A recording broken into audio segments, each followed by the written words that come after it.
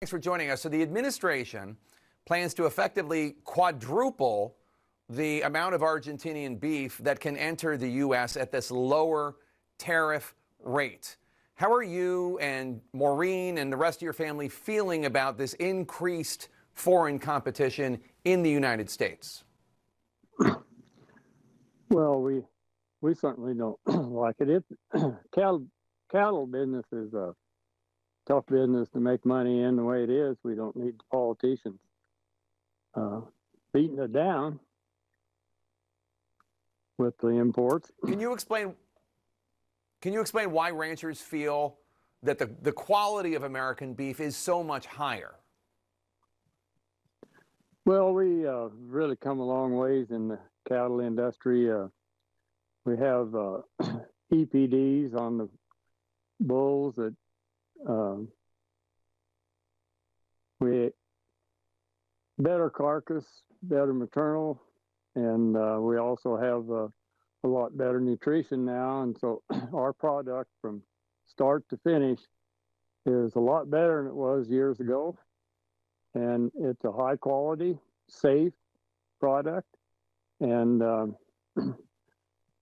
people like it, and they're going to eat it. I don't know anything about the Argentina meat, but I'm not too concerned. People are going to like our product. I know it's been an especially tough year for ranchers. I know it's been an especially tough year for ranchers because of drought and disease impacting cattle. The administration says this is just a short-term solution since the price of beef has gone up nearly 14% in the last year. How has your business been affected by that inflation? Well, a lot of our costs have doubled. Fertilizer is $43 an acre a year or two ago, and now it's $74 an acre because it comes out of Canada. A lot of the fertilizer got a tariff on it. We're a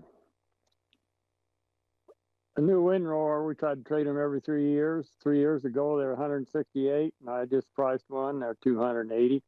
So our costs have not quite doubled, but they're pretty close. And these tariffs have hurt you?